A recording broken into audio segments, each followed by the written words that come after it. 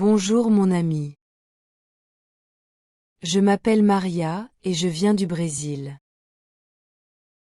Aujourd'hui, je vais te parler de quelque chose de très important pour apprendre le français. Je vais t'expliquer pourquoi tu dois répéter les choses encore et encore quand tu apprends cette belle langue. C'est un sujet essentiel pour tous les étudiants de français. Avant de commencer, je veux te demander quelque chose. Dis-moi dans les commentaires de quel pays tu regardes cette vidéo. Je suis vraiment curieuse de savoir où sont mes amis qui apprennent le français. Es-tu au Brésil comme moi? Es-tu en Afrique? Es-tu en Asie ou peut-être en Europe? Écris-moi ton pays dans les commentaires maintenant. Je suis brésilienne et j'ai 24 ans. J'habite à São Paulo, une très grande ville. J'apprends le français depuis 3 ans maintenant. Au début, c'était vraiment difficile pour moi. Je ne comprenais presque rien. Les mots français semblaient très étranges. La prononciation était compliquée. Les règles de grammaire me donnaient mal à la tête. Mais maintenant, après 3 ans, je peux parler français assez bien. Comment est-ce que j'ai fait ce progrès? La réponse est simple mais très importante. J'ai répété les mêmes choses encore et encore. Quand j'ai commencé à apprendre le français, mon premier professeur s'appelait Monsieur Dubois. Il était français et il vivait au Brésil depuis 10 ans. Monsieur Dubois répétait toujours la même phrase pendant nos cours. Il disait que la répétition est la mère de l'apprentissage. Au début, je ne comprenais pas vraiment cette phrase. Je pensais que répéter était ennuyeux. Je voulais apprendre des choses nouvelles chaque jour. Je voulais connaître beaucoup de mots nouveaux très rapidement. Mais Monsieur Dubois avait raison. La répétition est vraiment la chose la plus importante. Maintenant, laisse-moi t'expliquer pourquoi la répétition est si importante pour apprendre le français. Notre cerveau fonctionne d'une manière spéciale. Quand nous apprenons quelque chose de nouveau, notre cerveau crée une nouvelle connexion. Cette connexion est comme un petit chemin dans notre tête. Au début, ce chemin est très faible. Il est fragile comme un fil de soie. Si nous n'utilisons pas ce chemin, il disparaît très vite. C'est pour cela que nous oublions les choses nouvelles si rapidement. Mais quand nous répétons quelque chose, ce chemin devient plus fort. Chaque fois que nous répétons, le chemin devient un peu plus large. C'est comme marcher sur le même chemin dans une forêt. La première fois, c'est difficile de passer. Il y a beaucoup de plantes et d'herbes.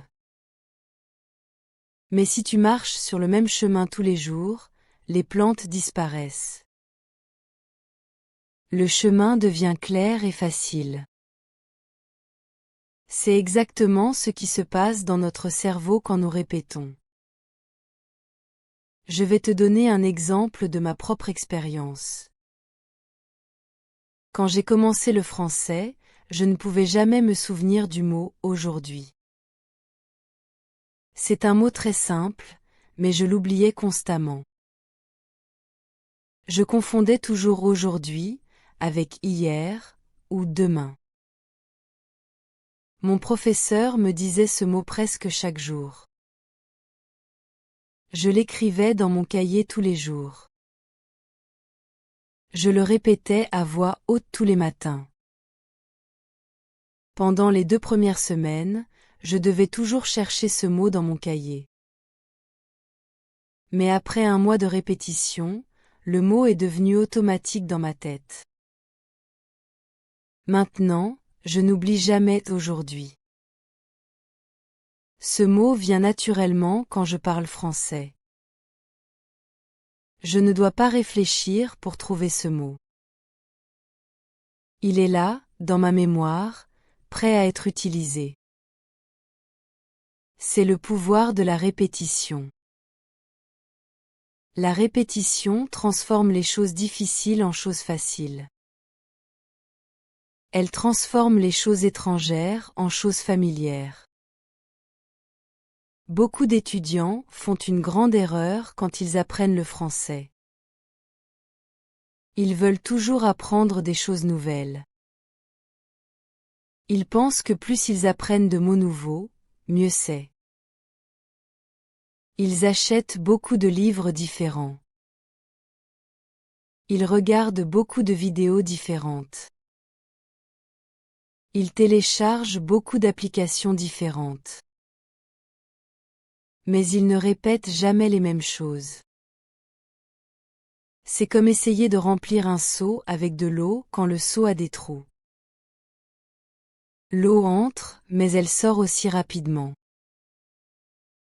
Je faisais exactement cette erreur au début. J'avais 5 livres de français différents. J'utilisais 3 applications différentes sur mon téléphone. Je regardais des vidéos de 10 professeurs différents. Chaque jour, j'apprenais beaucoup de mots nouveaux. Mais chaque semaine, j'oubliais presque tout ce que j'avais appris. Je me sentais frustrée. Je pensais que j'étais peut-être stupide. Je pensais que le français était trop difficile pour moi. Puis un jour, Monsieur Dubois m'a donné un conseil très important. Il m'a dit de fermer tous mes livres sauf un. Il m'a dit de désinstaller toutes mes applications sauf une. Il m'a dit de choisir un seul bon matériel et de le répéter jusqu'à ce que je le connaisse parfaitement. Au début, cette idée me semblait bizarre. Comment est-ce que je pouvais progresser si je n'apprenais pas des choses nouvelles? Mais j'ai décidé d'essayer son conseil. J'ai choisi un livre simple pour les débutants. Ce livre avait 20 leçons. Chaque leçon avait un dialogue court et environ 15 mots nouveaux. J'ai commencé avec la première leçon. J'ai lu le dialogue 10 fois le premier jour. J'ai écrit les mots nouveaux dans mon cahier. J'ai répété les phrases à voix haute. Le deuxième jour, j'ai fait exactement la même chose. J'ai relu le même dialogue 10 fois. J'ai réécrit les mêmes mots. Le troisième jour, pareil. Le quatrième jour, encore la même chose. Au début, c'était vraiment ennuyeux. Je connaissais déjà le dialogue par cœur après 3 jours. Je voulais passer à la leçon suivante. Mais Monsieur Dubois m'a dit de continuer. Il m'a dit de répéter la même leçon pendant une semaine complète. J'ai fait ce qu'il m'a dit. Après une semaine, quelque chose d'incroyable s'est passé. Les mots de cette leçon étaient complètement dans ma tête. Je pouvais utiliser ces mots facilement quand je parlais. Je ne devais pas chercher ces mots dans ma mémoire. Ils venaient naturellement. C'est à ce moment que j'ai vraiment compris le pouvoir de la répétition. J'ai continué cette méthode avec toutes les autres leçons. Une semaine pour chaque leçon. 7 jours de répétition pour le même matériel. Cela semblait lent au début. Mes amis apprenaient beaucoup plus de mots que moi chaque semaine. Mais il y avait une grande différence. Mes amis oubliaient tout après quelques jours. Moi, je gardais tout dans ma mémoire. Après 6 mois avec cette méthode, je parlais français beaucoup mieux que mes amis. Ils connaissaient peut-être plus de mots que moi. Mais ils ne pouvaient pas utiliser ces mots dans une conversation. Moi, je pouvais parler facilement avec les mots que je connaissais. C'est parce que j'avais répété ces mots tellement de fois. Ces mots faisaient partie de moi maintenant. Laisse-moi t'expliquer exactement comment la répétition fonctionne dans notre mémoire. Les scientifiques ont découvert quelque chose d'intéressant. Quand nous apprenons quelque chose de nouveau, nous l'oublions très rapidement au début. Après 1 heure, nous oublions environ la moitié de ce que nous avons appris. Après un jour, nous oublions encore plus. Après 1 semaine, nous ne nous souvenons presque de rien. C'est ce qu'on appelle la courbe de l'oubli. Mais il y a un moyen de combattre cette courbe de l'oubli. Ce moyen s'appelle la répétition espacée. L'idée est simple. Tu révises quelque chose juste avant de l'oublier. La première fois, tu révises après quelques heures. La deuxième fois, tu révises après un jour. La troisième fois, tu révises après 3 jours. La quatrième fois, tu révises après 1 semaine. Chaque fois que tu révises, la mémoire devient plus forte. Finalement, l'information reste dans ta mémoire pour toujours. J'utilise cette technique maintenant pour tout mon apprentissage du français. Quand j'apprends un mot nouveau, je ne l'apprends pas une seule fois. Je le révise selon un calendrier précis. Le même jour, je regarde ce mot 3 fois. Le lendemain, je le révise encore. 3 jours après, je le révise une autre fois. 1 semaine après, encore une révision.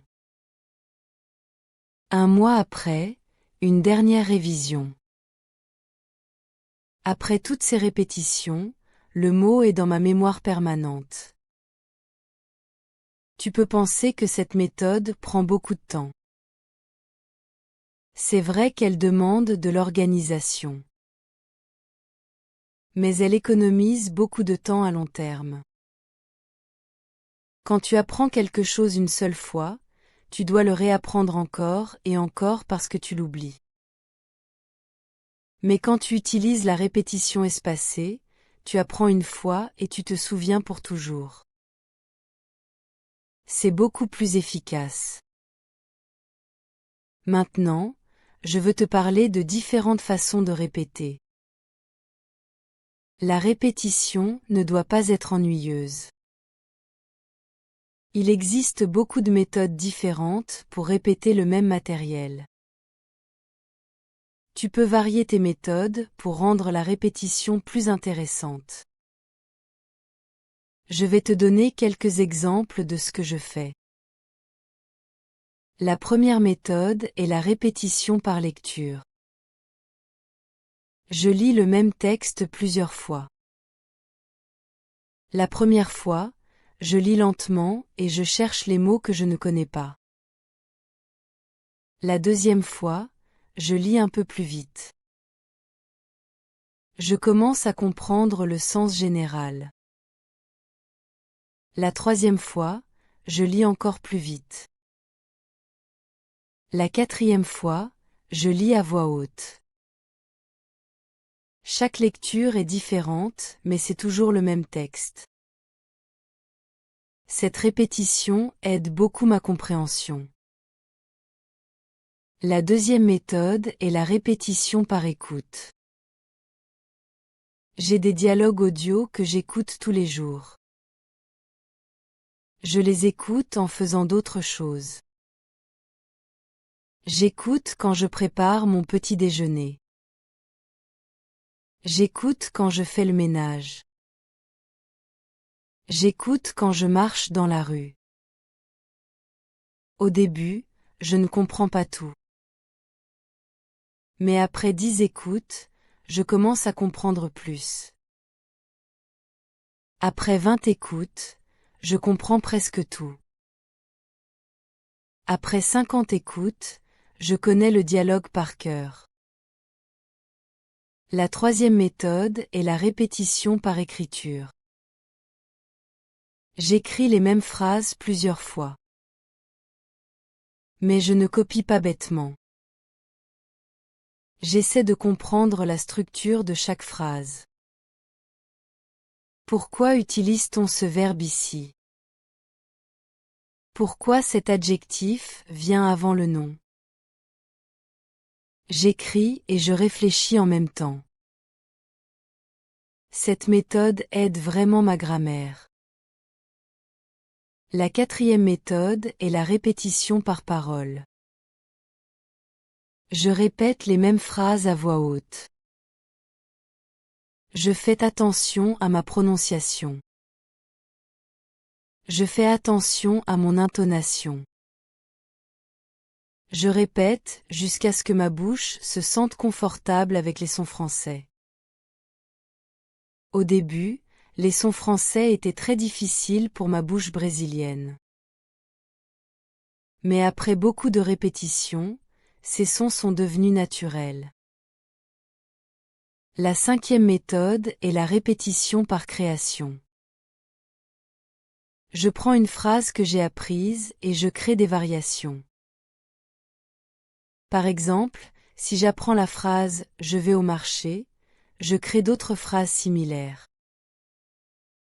Je vais à l'école, je vais au cinéma, je vais au parc.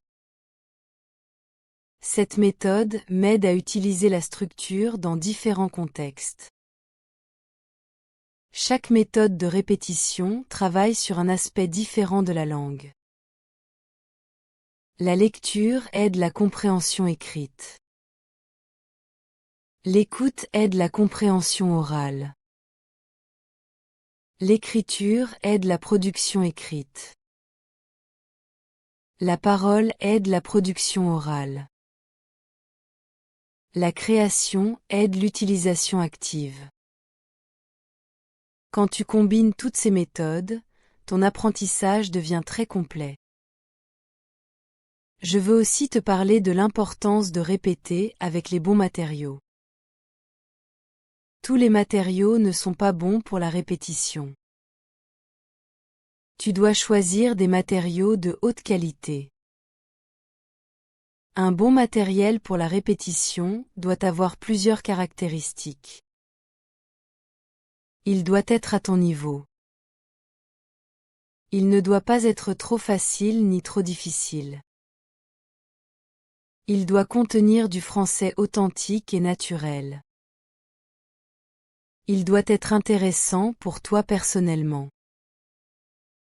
Quand j'ai commencé à utiliser la méthode de répétition, j'ai fait l'erreur de choisir des matériaux ennuyeux.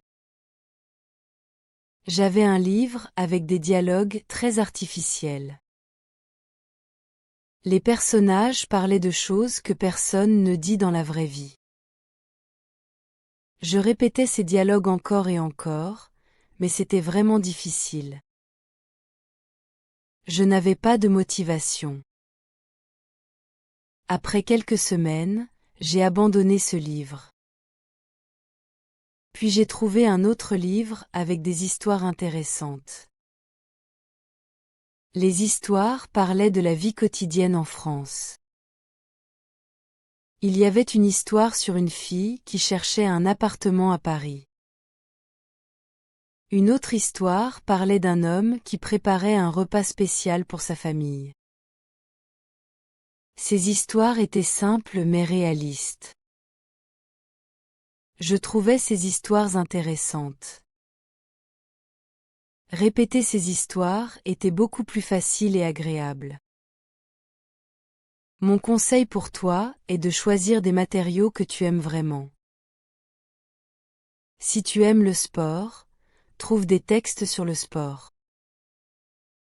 Si tu aimes la cuisine, trouve des recettes en français. Si tu aimes les voyages, trouve des guides de voyage en français. Quand le contenu t'intéresse, la répétition devient un plaisir plutôt qu'une corvée. Maintenant, parlons du nombre de répétitions nécessaires. Beaucoup d'étudiants me demandent combien de fois ils doivent répéter quelque chose. C'est une bonne question, mais il n'y a pas de réponse simple. Le nombre de répétitions dépend de plusieurs facteurs. Cela dépend de la difficulté du matériel. Cela dépend de ton niveau. Cela dépend aussi de ta mémoire personnelle. En général, je recommande au moins 7 répétitions pour chaque élément que tu veux apprendre. Pourquoi 7? Parce que les recherches montrent que cette répétition sont souvent suffisantes pour mettre quelque chose dans la mémoire à long terme. Mais 7 est un minimum. Pour les choses difficiles, tu peux avoir besoin de 20 répétitions ou même plus. Je vais te donner mon exemple avec le verbe aller au présent. C'est un verbe irrégulier très important. Au début, je confondais toujours les formes. Je disais « je alle » au lieu de « je vais ». Je disais « nous allons » correctement mais j'oubliais « vous allez ». J'ai dû répéter ce verbe beaucoup de fois. J'ai écrit toutes les formes dans mon cahier tous les jours pendant 2 semaines. Cela fait 14 répétitions. Après ces 14 jours, le verbe était complètement automatique. Mais pour d'autres verbes plus simples, j'avais besoin de moins de répétitions. Le verbe parler était facile pour moi. Après 5 ou 6 répétitions, je connaissais toutes les formes. Donc le nombre de répétitions varie selon la difficulté.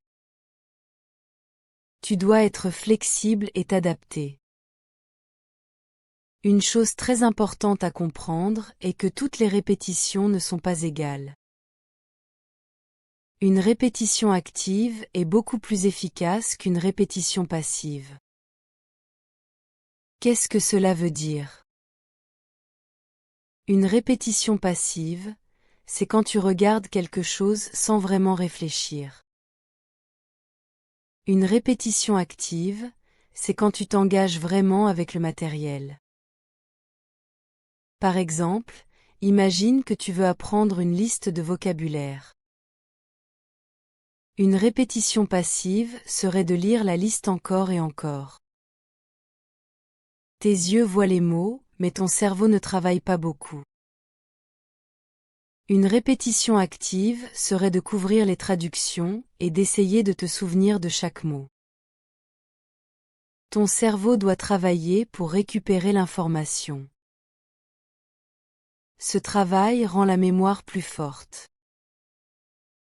J'utilise toujours la répétition active maintenant. Quand je révise du vocabulaire, je me teste moi-même. Quand je révise un dialogue, j'essaie de le réciter de mémoire. Quand je révise de la grammaire, j'essaie de créer mes propres exemples.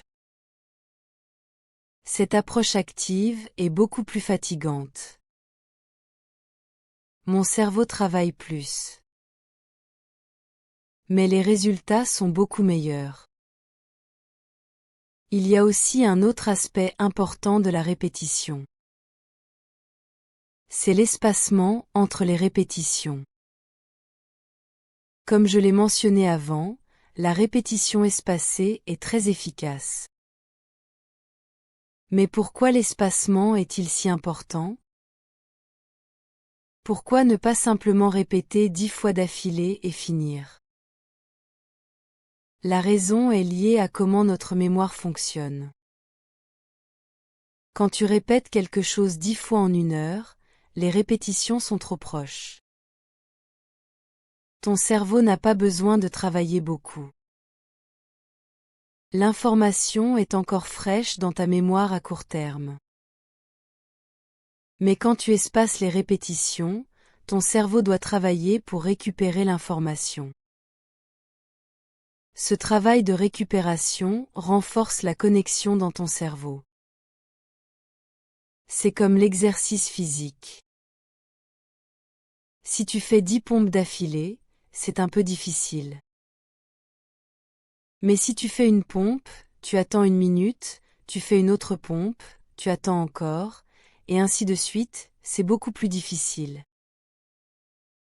Chaque fois, tes muscles doivent se réactiver.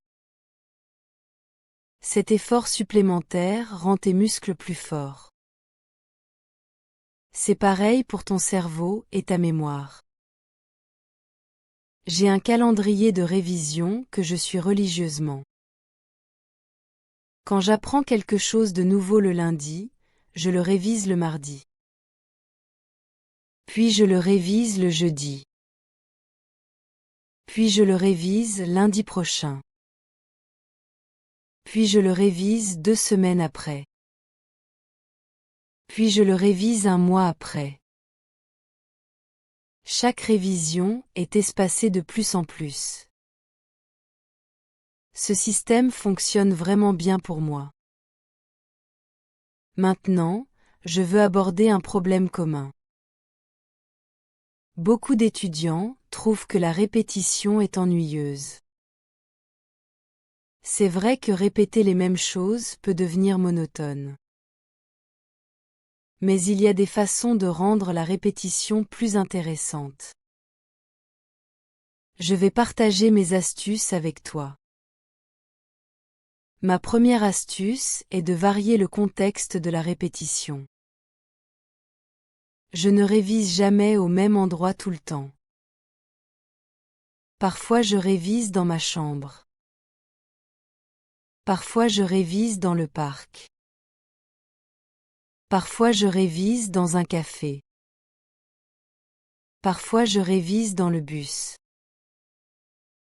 Changer le contexte rend chaque répétition un peu différente. Cela aide aussi ton cerveau à associer l'information avec différents environnements. Ma deuxième astuce est de varier le moment de la répétition. Je ne révise pas toujours à la même heure. Parfois je révise le matin. Parfois je révise l'après-midi. Parfois je révise le soir. Cette variation rend la routine moins prévisible et donc moins ennuyeuse. Ma troisième astuce est de combiner la répétition avec des activités agréables. J'écoute mes dialogues français pendant que je bois mon café préféré. Je révise mon vocabulaire pendant que je suis dans mon bain chaud. J'associe la révision avec des choses que j'aime. Cela rend l'expérience plus positive. Ma quatrième astuce est de rendre la répétition sociale. J'ai une amie qui apprend aussi le français. Nous révisons ensemble parfois. Nous nous posons des questions mutuellement. Nous récitions des dialogues ensemble. Réviser avec quelqu'un d'autre est beaucoup plus amusant que réviser seul. Ma cinquième astuce est de célébrer mes progrès. Chaque fois que je maîtrise quelque chose grâce à la répétition, je me félicite. Je me dis que je suis une bonne étudiante. Je me sens fière de mon travail.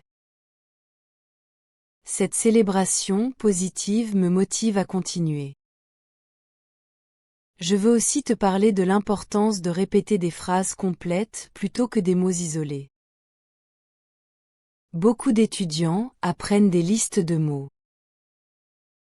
Ils apprennent que « maison » veut dire maison. Ils apprennent que « grand » veut dire grand. Mais ils n'apprennent pas comment utiliser ces mots dans des phrases. C'est une grosse erreur. Apprendre des mots isolés n'est pas très utile. Dans une conversation réelle, tu ne dis pas juste des mots isolés. Tu dis des phrases complètes. C'est pour cela que je recommande toujours d'apprendre des phrases plutôt que des mots. Quand tu répètes une phrase, tu apprends plusieurs choses en même temps. Tu apprends le vocabulaire. Tu apprends la grammaire. Tu apprends l'ordre des mots. Tu apprends la prononciation. Par exemple, au lieu d'apprendre juste le mot bibliothèque, j'apprends la phrase complète, je vais à la bibliothèque tous les samedis. Cette phrase m'enseigne beaucoup. Elle m'enseigne le verbe aller. Elle m'enseigne la préposition à. Elle m'enseigne l'article là. Elle m'enseigne comment exprimer la fréquence avec « tous les samedis ». Une phrase m'enseigne beaucoup plus qu'un mot isolé. Quand je répète cette phrase plusieurs fois, toute la structure entre dans ma mémoire. Plus tard, quand je veux parler, je peux utiliser cette structure pour créer d'autres phrases similaires. Je vais au cinéma tous les vendredis. Je vais au marché tous les dimanches. La structure est déjà dans ma tête grâce à la répétition. C'est pour cela que M. Dubois insistait toujours sur l'apprentissage de phrases complètes. Il disait qu'une phrase est une unité de sens.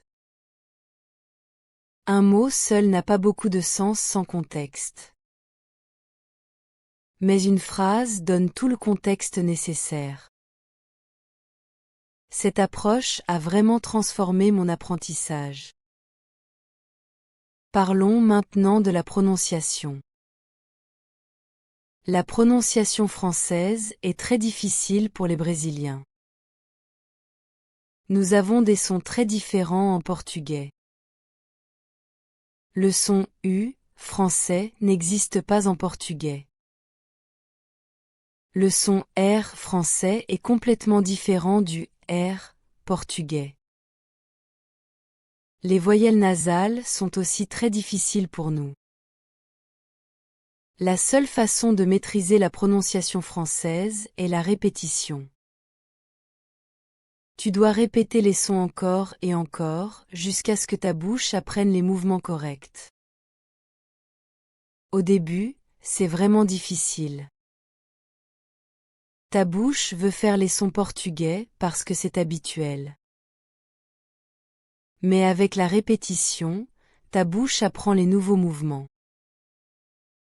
J'ai passé des semaines à répéter juste le son U français. Je regardais des vidéos qui montraient la position des lèvres.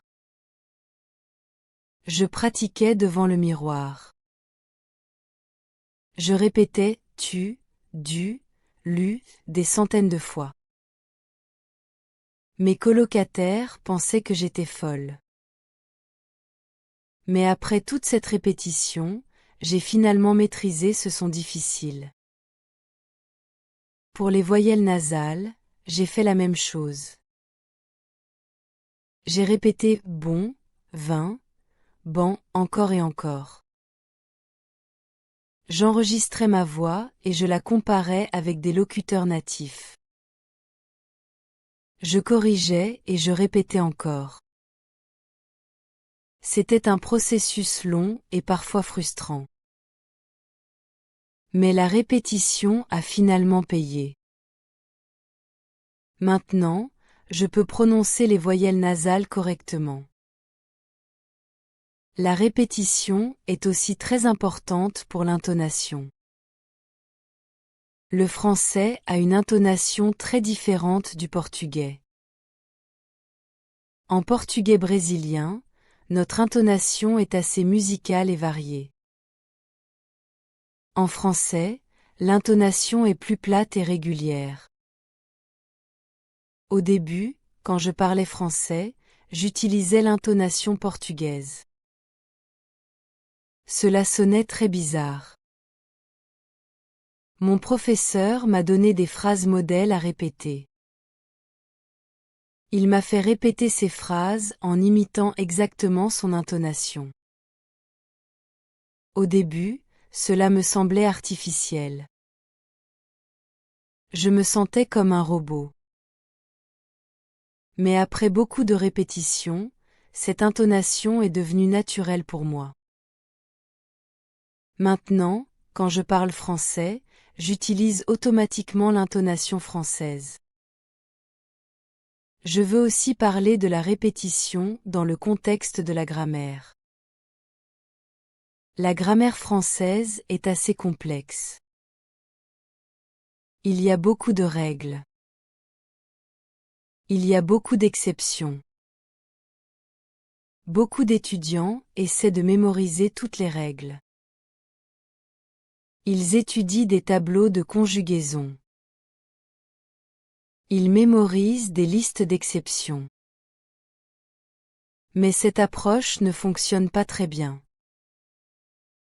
La meilleure façon d'apprendre la grammaire est à travers la répétition de phrases correctes. Quand tu répètes des phrases correctes encore et encore, ton cerveau commence à reconnaître les patterns. Tu développes une intuition pour ce qui est correct. Tu n'as pas besoin de penser à la règle. Tu sens simplement ce qui sonne bien. Par exemple, l'accord des adjectifs en français. C'est une règle assez complexe avec beaucoup de variations. Au lieu d'étudier toutes les règles, j'ai simplement répété beaucoup de phrases avec des adjectifs. La grande maison. Le grand appartement. Les grandes maisons. Les grands appartements. Après avoir répété des centaines de phrases comme celle-ci, l'accord est devenu automatique pour moi. C'est la même chose pour les temps verbaux. Le passé composé avec avoir ou être. Le choix entre l'imparfait et le passé composé. Ces choses sont complexes à expliquer avec des règles. Mais quand tu répètes beaucoup de phrases au passé, tu commences à avoir une intuition. Tu sens quel temps utiliser sans penser à la règle. Cette approche intuitive basée sur la répétition est beaucoup plus efficace que la mémorisation de règles. Les enfants français n'apprennent pas des règles de grammaire. Ils entendent des phrases correctes répétées encore et encore par leurs parents. Leur cerveau absorbe les patterns naturellement. Nous pouvons utiliser la même approche comme apprenants adultes. Maintenant, je veux aborder une question importante. Combien de temps faut-il consacrer à la répétition chaque jour? Cette question dépend de ton emploi du temps et de tes objectifs. Mais je peux te donner mes recommandations basées sur mon expérience. Pour un progrès régulier, je recommande au moins 30 minutes de répétition par jour. Ces 30 minutes peuvent être divisées en plusieurs sessions courtes. Par exemple, tu peux faire 3 sessions de 10 minutes. Ou tu peux faire 2 sessions de 15 minutes. L'important est la régularité. Il vaut mieux faire 30 minutes tous les jours que faire 3 heures une fois par semaine. Personnellement, je consacre 1 heure par jour à la répétition. Je fais une session de 30 minutes le matin et une autre session de 30 minutes le soir. Le matin, je répète du matériel que j'ai déjà étudié. Le soir, je révise ce que j'ai appris pendant la journée. Cette routine fonctionne très bien pour moi. Mais même si tu as seulement 10 minutes par jour, c'est mieux que rien.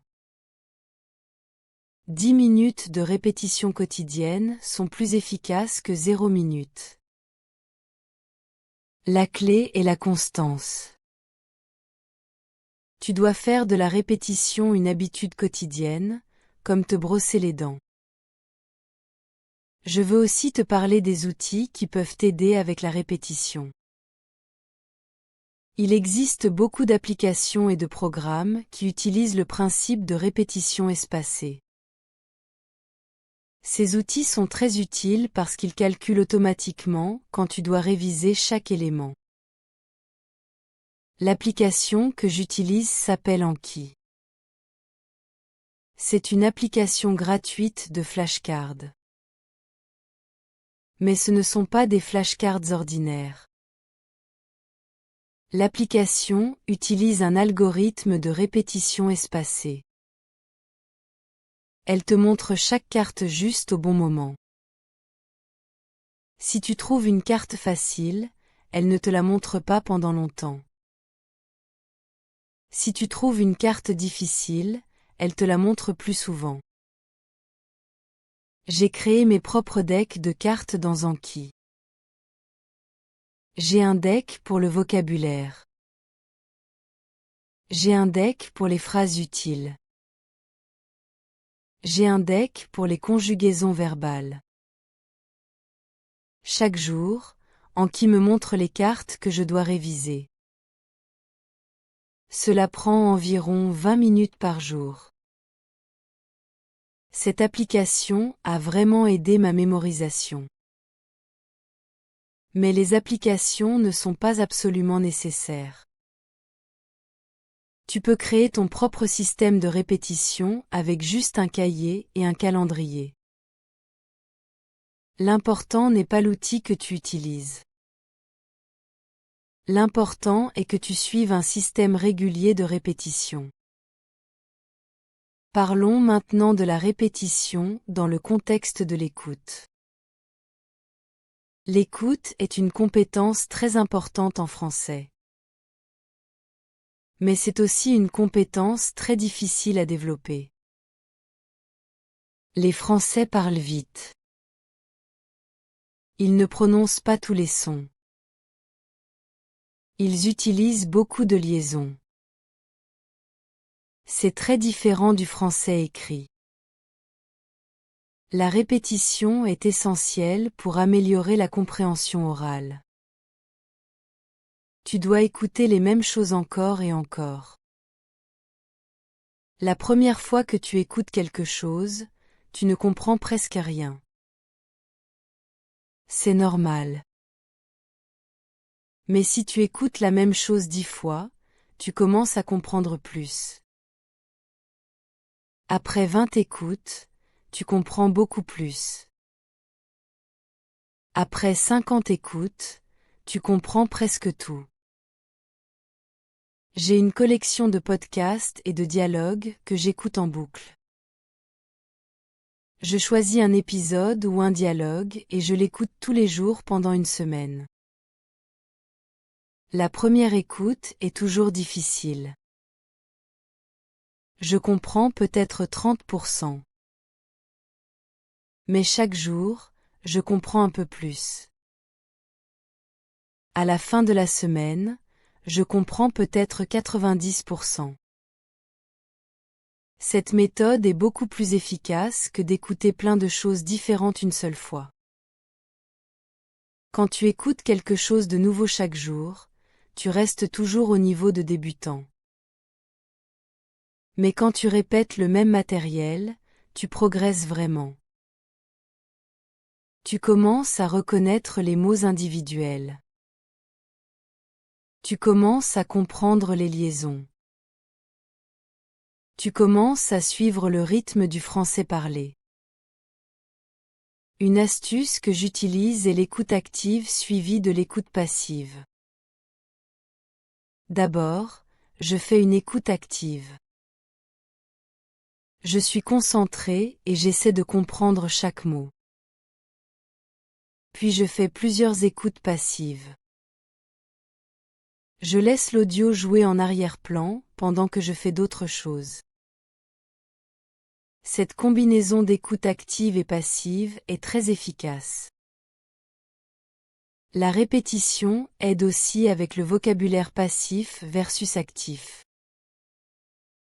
Le vocabulaire passif, c'est les mots que tu reconnais quand tu les vois ou les entends. Le vocabulaire actif, c'est les mots que tu peux utiliser spontanément quand tu parles ou écris. La différence entre les deux est énorme pour la plupart des étudiants. Beaucoup d'étudiants ont un grand vocabulaire passif mais un petit vocabulaire actif. Ils peuvent lire et comprendre beaucoup de mots. Mais quand ils doivent parler, ils ne trouvent pas les mots. C'est frustrant. La raison est qu'ils n'ont pas assez répété ces mots dans un contexte de production. Pour transformer le vocabulaire passif en vocabulaire actif, tu dois répéter les mots dans un contexte de production. Tu dois utiliser ces mots dans tes propres phrases. Tu dois écrire avec ces mots. Tu dois parler avec ces mots. Chaque fois que tu utilises activement un mot, il devient plus accessible dans ta mémoire.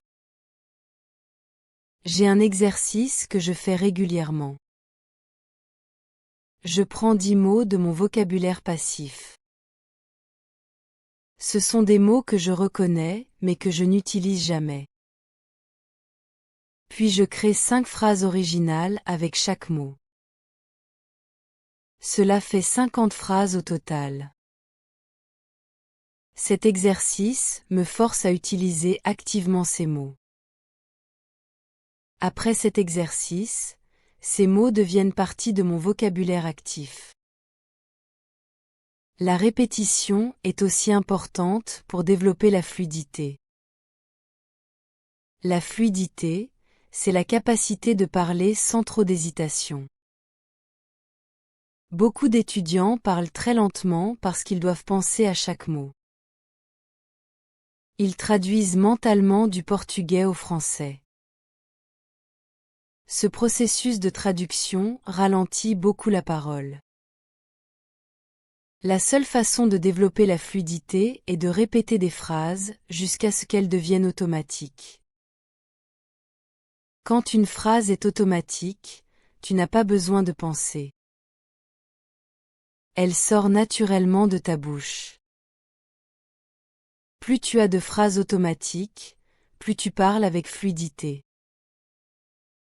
J'ai une technique appelée shadowing que j'utilise pour développer la fluidité. Je prends un dialogue audio avec la transcription. J'écoute une phrase et j'essaie de la répéter immédiatement après. Je fais cela encore et encore jusqu'à ce que je puisse suivre le rythme de l'audio. Cette technique m'aide à parler plus vite et plus naturellement. Je veux aussi mentionner l'importance de répéter avec émotion et expression. Beaucoup d'étudiants répètent mécaniquement, comme des robots. Ils disent les mots mais sans aucune émotion. Cette répétition mécanique n'est pas très efficace. Ton cerveau ne s'engage pas vraiment avec le matériel. Quand tu répètes, essaie de le faire avec expression. Si c'est une phrase joyeuse, dis-la avec joie. Si c'est une phrase triste, dis-la avec tristesse. Si c'est une question, utilise l'intonation appropriée.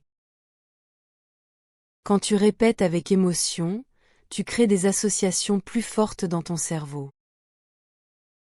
La mémoire émotionnelle est beaucoup plus forte que la mémoire neutre.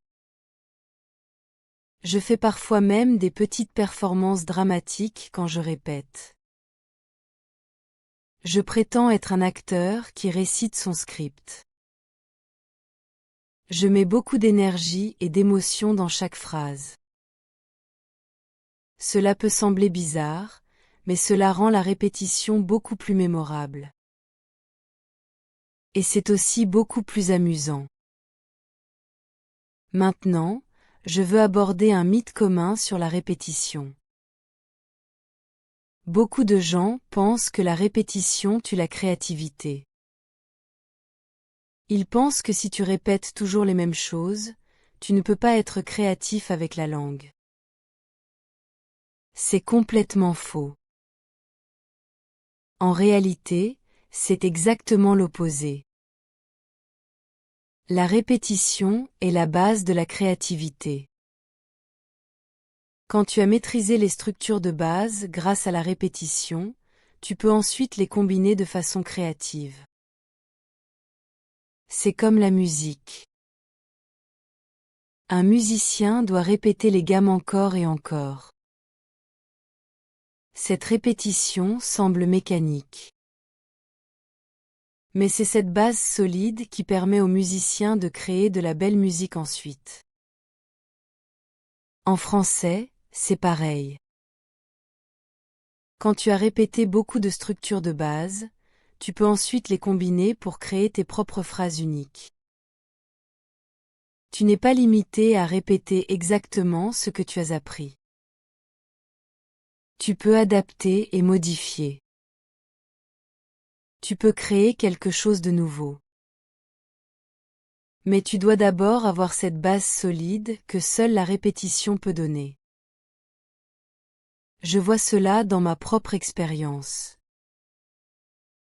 Au début, je pouvais seulement répéter des phrases que j'avais apprises. Mais maintenant, après 3 ans de répétition, je peux créer mes propres phrases facilement. Je peux exprimer mes propres pensées originales en français.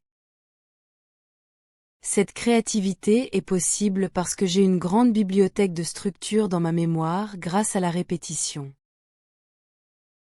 Parlons aussi de l'aspect psychologique de la répétition. La répétition demande de la patience.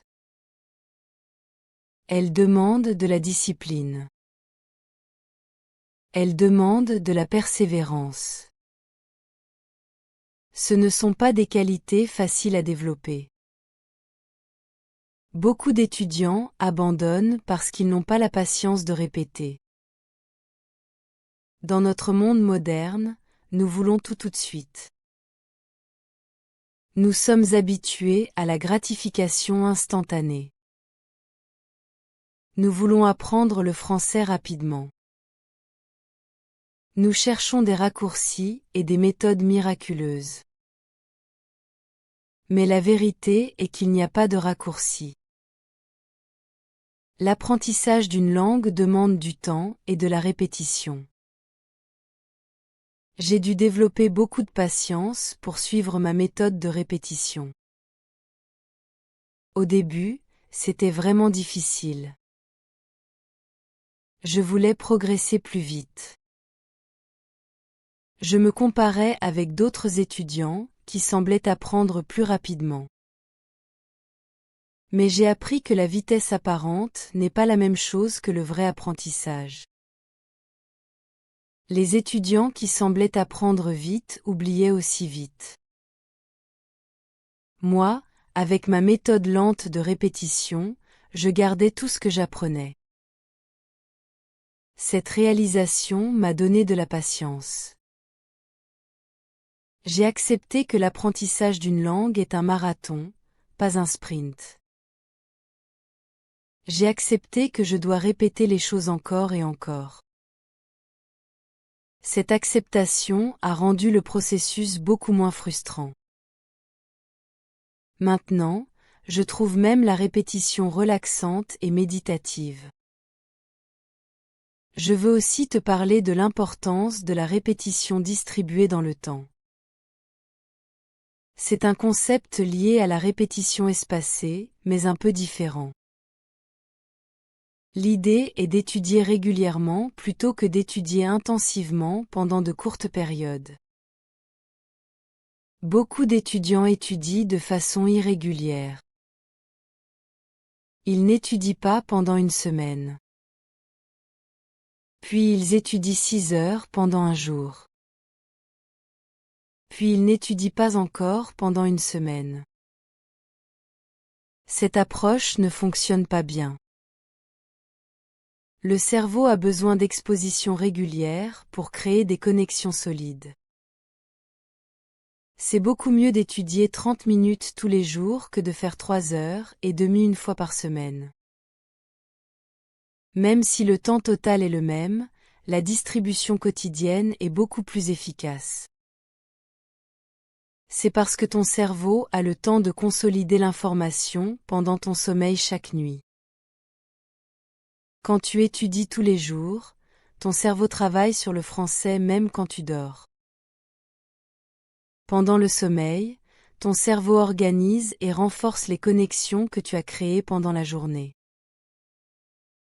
Ce processus de consolidation nocturne est essentiel pour l'apprentissage à long terme. Si tu étudies seulement une fois par semaine, tu perds cette consolidation quotidienne. J'ai un calendrier strict que je suis. J'étudie le français tous les jours sans exception. Même les jours où je suis très occupée, je trouve au moins 15 minutes pour répéter quelque chose. Cette constance quotidienne a fait une énorme différence dans mon apprentissage. Maintenant, je veux te donner un plan pratique pour intégrer la répétition dans ton apprentissage du français. C'est le plan que je suis moi-même et qui a très bien fonctionné pour moi. Tu peux l'adapter selon tes besoins et ton emploi du temps. Chaque dimanche, je planifie ma semaine d'apprentissage.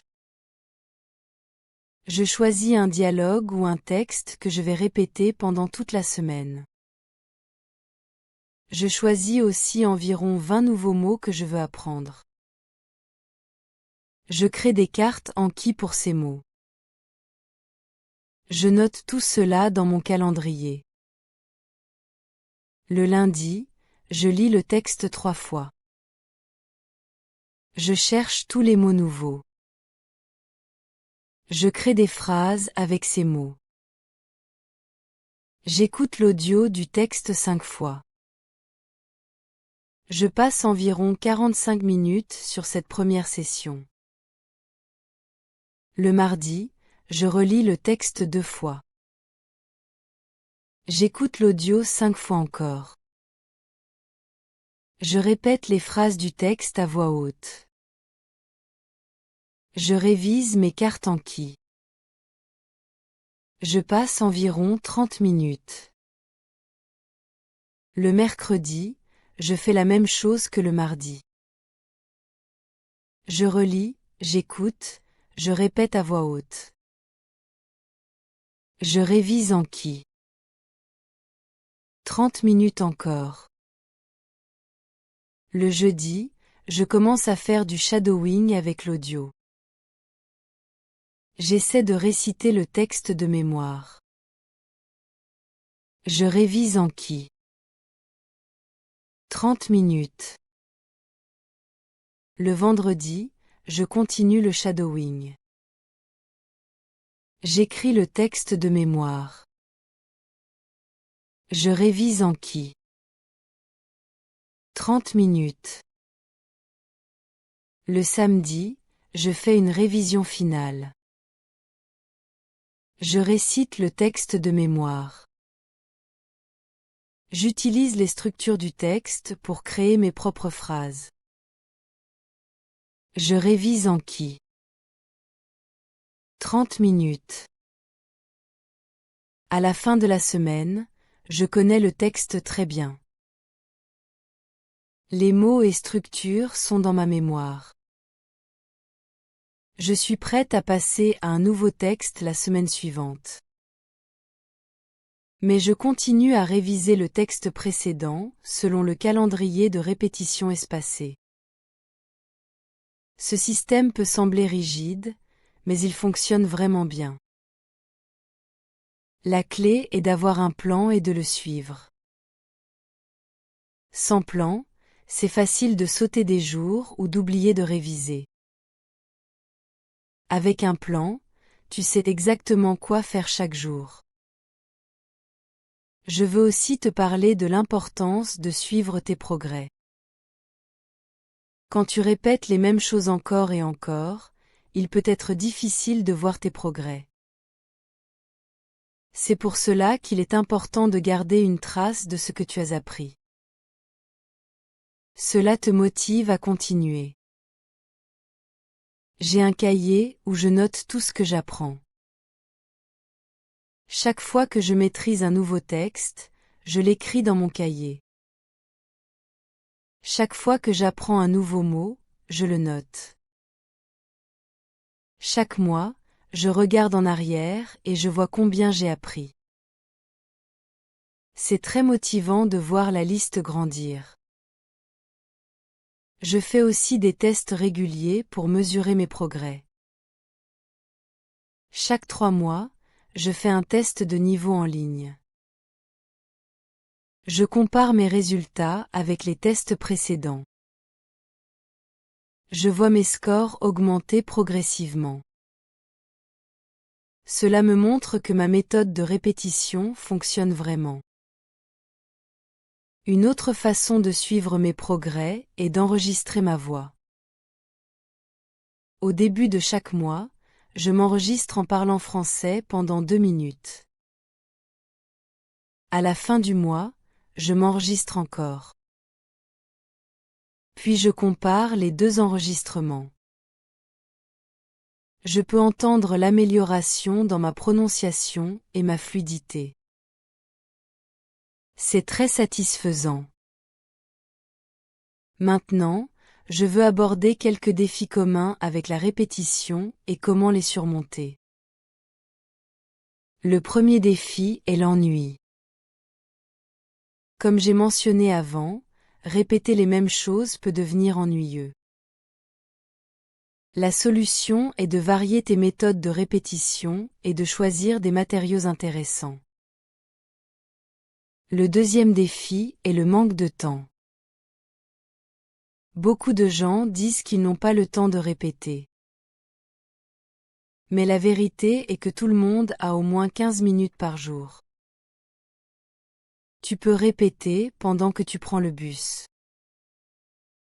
Tu peux répéter pendant que tu prépares ton repas. Tu peux répéter pendant que tu fais de l'exercice. Il faut juste être créatif avec ton temps. Le troisième défi est le découragement. Parfois, tu répètes quelque chose beaucoup de fois, mais tu as l'impression de ne pas progresser. C'est normal. L'apprentissage n'est pas toujours linéaire. Parfois tu as des plateaux où tu sembles stagner. Mais si tu continues à répéter, tu finiras par dépasser ce plateau. Le quatrième défi est l'impatience. Tu veux progresser rapidement et la répétition semble lente. Mais rappelle-toi que l'apprentissage profond prend du temps. C'est mieux de progresser lentement, mais sûrement que de progresser rapidement, mais superficiellement. Pour surmonter ces défis, j'ai développé plusieurs stratégies. Je me rappelle régulièrement pourquoi j'apprends le français. J'ai des objectifs clairs qui me motivent. Je veux pouvoir lire la littérature française. Je veux pouvoir voyager en France et parler avec les gens. Je veux pouvoir regarder des films français sans sous-titres. Ces objectifs me donnent l'énergie de continuer même quand c'est difficile. Je me récompense aussi régulièrement. Quand je termine une semaine de répétition réussie, je me donne une petite récompense. Peut-être que j'achète un livre français que je veux lire. Peut-être que je regarde un film français que j'aime. Peut-être que je vais dans un restaurant français. Ces petites récompenses rendent le processus plus agréable. Je trouve aussi du soutien dans une communauté. Je fais partie d'un groupe en ligne d'apprenants de français. Nous partageons nos expériences. Nous nous encourageons mutuellement. Nous célébrons les progrès de chacun. Ce soutien communautaire est très important pour maintenir la motivation. En conclusion, je veux te dire ceci. La répétition n'est pas glamour. Elle n'est pas excitante. Elle n'est pas nouvelle ou innovante. Mais elle fonctionne. C'est la méthode la plus efficace pour apprendre une langue. Tous les polyglottes le savent. Tous les professeurs expérimentés le savent. Maintenant, tu le sais aussi. Si tu veux vraiment apprendre le français, tu dois accepter l'importance de la répétition. Tu dois être prêt à répéter les mêmes choses encore et encore. Ce ne sera pas toujours amusant. Ce ne sera pas toujours facile. Mais cela en vaut la peine. Les résultats que tu obtiendras justifient complètement l'effort. Je suis la preuve vivante que cette méthode fonctionne. Il y a 3 ans, je ne parlais pas un mot de français. Maintenant, je peux avoir des conversations complexes en français. Je peux lire des livres en français. Je peux comprendre des podcasts en français. Tout cela grâce à la répétition patiente et constante. Mon ami, si tu veux réussir avec le français, commence à répéter dès aujourd'hui. Choisis un petit texte simple. Répète-le tous les jours pendant une semaine. Fais l'expérience toi-même. Tu verras que ça marche. Puis continue avec un autre texte. Et encore un autre. Petit à petit, texte par texte, répétition par répétition, tu vas construire ta maîtrise du français. N'oublie pas de me dire dans les commentaires de quel pays tu viens. Je suis vraiment curieuse de savoir où sont mes amis apprenants.